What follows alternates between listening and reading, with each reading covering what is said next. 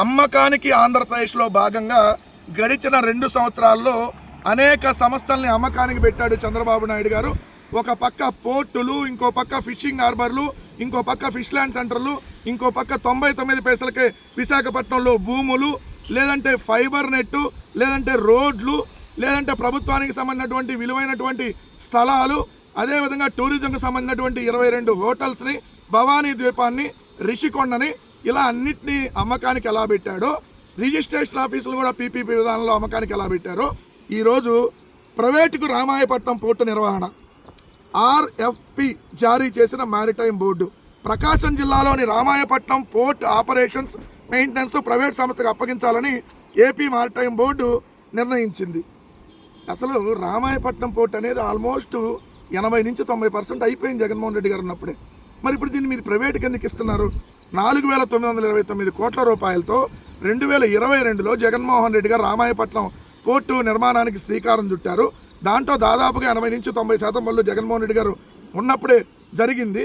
Break ఫీడర్ల నిర్మాణం కావచ్చు, dredging కావచ్చు, ఒక బల్క్ బెర్త్ నిర్మాణం పూర్తయింది, సెంట్రల్ ఎక్సైజ్ అండ్ కస్టమ్ ఆఫీసుల బిల్డింగ్లు పూర్తయినాయి. ఇలా పూర్తయిన దాన్ని ఇంకొక 10-15% మీరు పూర్తి చేస్తే అయిపోయేదాన్ని 2 సంవత్సరాలుగా ఒక పని కూడా చేయకుండా ఈరోజు తీసుకెళ్లి ప్రైవేట్ వాళ్ళకి ఇస్తూ ఉన్నారు. మొన్నటికి మనం చూస్తే రామాయపట్నం పోర్టు పరిధిని 51 కిలోమీటర్ల నుంచి 15 కిలోమీటర్లకు తగ్గించింది ఇదే ప్రభుత్వం. అంటే ఏంటి? 51 కిలోమీటర్లు ఉన్న ఆ పోర్టుని 15 కిలోమీటర్లకు తగ్గించేసి ఆ మిగిలిన ఏరియా అంతా ప్రైవేట్ వాళ్ళకి అమ్మేస్తారు. అదేవిధంగా ఇప్పుడు ఈ పోర్టును కూడా ప్రైవేట్ వాళ్ళకి ఇచ్చేస్తున్నటువంటి పరిస్థితి ఒకవైపు. ఇంకొక వైపు చూస్తేనేమో ఈ పోర్టుతో పాటు జువ్వలదిన్న ఫిషింగ్ హార్బర్ జగన్మోహన్ రెడ్డి గారు ఏదైతే ముఖ్యమంత్రిగా ఉండగా జువ్వలదిన్న ఫిషింగ్ హార్బర్ని జగన్మోహన్ రెడ్డి గారు పూర్తి చేయడం జరిగింది. పూర్తి చేయడంతో పాటు మొన్న అధికారంలోకి వీళ్ళు రాగానే స్టార్టింగ్లోనే మోడీ గారు దాన్ని ఓపెన్ కూడా చేశారు. 306.29 కోట్లు అంటే దాదాపుగా 306 కోట్లకు పైగా ఏదైతే డబ్బులతో జువ్వలదిన్న ఫిషింగ్ హార్బర్ని జగన్మోహన్ రెడ్డి గారు ఉన్నప్పుడు ఏదైతే స్టార్ట్ చేసి జగన్మోహన్ రెడ్డి గారు ఉన్నప్పుడే ఆ నిర్మాణం అన్నీ కంప్లీట్ అయినాయి.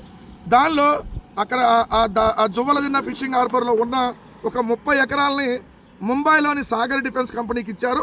దాంతోపాటు ఇప్పుడు మొత్తంగా ఈ జువ్వలదిన్న ఫిషింగ్ హార్బర్ మొత్తాన్ని ప్రైవేట్ వాళ్ళకి నిర్వహణకి అప్పచెబుతున్నటువంటి పరిస్థితి.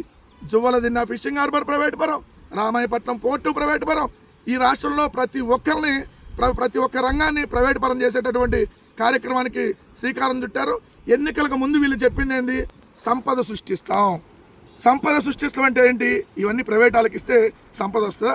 ప్రభుత్వ ఆధ్వర్యంలో ఉంటే సంపద వస్తుందా? మొత్తానికి ఆంధ్రప్రదేశ్ రాష్ట్రాన్ని హోల్సేల్గా అమ్మకానికి పెట్టాడు చంద్రబాబు నాయుడు గారు అనేది మరొకసారి స్పష్టమైంది.